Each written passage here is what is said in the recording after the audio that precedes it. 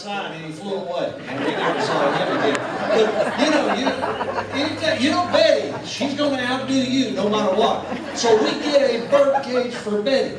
We have to get a wide body sign to legally get it on Texas Highway. That's how big this bird cage is. Okay?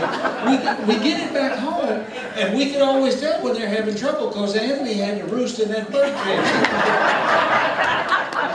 but they got him an African gray parrot. They're going to be our yellowhead parrot. An African gray. I don't know what Betty did to that bird, but he had no feathers. He looked like they just put saran wrap and set him down at Kroger. He was sad because Anthony went to college. Oh, that's it. Yeah, Anthony went to college. But anyway, some of the things also center around the house over there in East Dallas. We have had some experiences that you wouldn't believe over there. We would stay up. Of course, we got to go into all the McIntyre's Thanksgiving and Christmas parties, and then we'd have our New Year's, and I'd stake out a big chair, and sleep beginning about 11 o'clock. But anyway, in fact, we're going to offer tours over to that house this afternoon for $20 a head. We've got a Christmas tree from 35 years ago still sitting in my living room.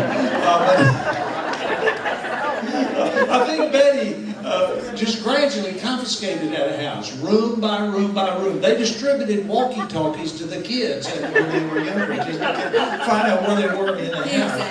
Exaggerates. But I tell you, another lot of our experiences was, we had a lot of experiences flying together. One time we flew down to the Bahamas, and we were at Andros Island, which is nowhere. I mean, in the middle of nowhere.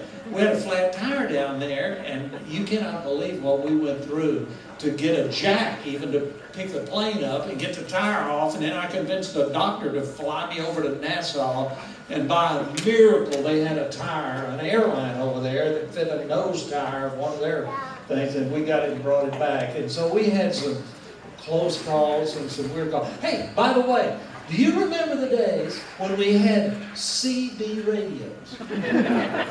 You remember a ding-dong named Jimmy Carter was our president. And so we had these long lines to get your gasoline. And high price, and your credit card, 25% interest on your credit card. And so one thing we loved about them is they were as dumb as we are. So we convinced them that we're going to all buy station wagons, diesel station wagons, and diesel is dirt cheap down in Mexico, and we're going to take one of the buses and strip all the seats out of it and put 55-gallon drums in it and go get that Mexico gas and bring it back up here and run our vehicles on it. And hey, do you know what her CB handle was? Super Mooch. You said, well, where did she get that? Well, let me tell you. The last year Carol and I did it, we had 2,500 kids come to the National Guard Armory for the biggest celebration of Christmas just about the city of Dallas ever knew. We bring them in 500 kids in a shift and give each one of them 4 presents. You said, where did you come up with that? That's Super Mooch. That's what it's all about. Till this day, we go to the fair with them. We go down to Midway. And Barker's close their tip thing because they think it's Super Mooch are going to steal all their teddy bears and take them to our kid. But I'll tell you, there's some wild experiences. You remember brownies? We eat at the restaurant called Brownies. I always knew about brownies because I think we got a picture. We would keep the kids out so late Sunday night, and Mary Higgins would be on her knees praying for us. But anyway, we got a picture of, I think, Anthony Wayne sleeping on the sidewalk in front of the Brownies. He was so tired. But we had some amazing times together. And one time I was taking Carolyn.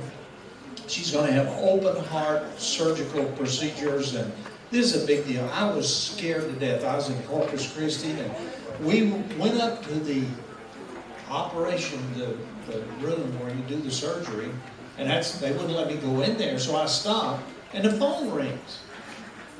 And they said, "Are you Earl Little?" I said, "Yeah." They said, "You're wanted on the phone." I said, "How in the world could anybody, if I didn't have cell phones, how could you find me here?" It was Anthony. My daughter Melody had totaled our Oldsmobile 98, wrapped it around a tree, destroyed it, and he had picked the car up, her up. She's okay, and he's taking care of it. But that's just one of thousands of times where this guy has fixed up and helped stuff and done things for us, and we love this couple very much. They're two of the most giving people I've ever known in my life. And Betty and I have had so many experiences shopping, Sacco's, San Lorenzo, remember all those places. And we would take the kids to school in the morning, go shop all day and pick them up at 3:30. Sometimes we were late. But we had a good time doing all of that. And they've been very, very special in our lives, and we love you dearly. And she's talked me through many times flying in the airplane out of I have terrible claustrophobia. And she had pat me and give me a wet cloth and said, "You're going to be okay." And she's helped me through so many times and so many things. And we love you very dearly, and so glad to be able to celebrate 50 years with you.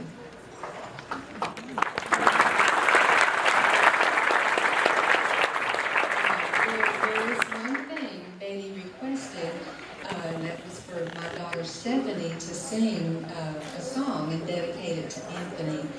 And she had to be out of town. Her mother-in-law had a lung transplant and isn't really expected to live, so they had to fly to Canada. But we didn't want to disappoint you with not having the song, and so we've got it on tape. And this is dedicated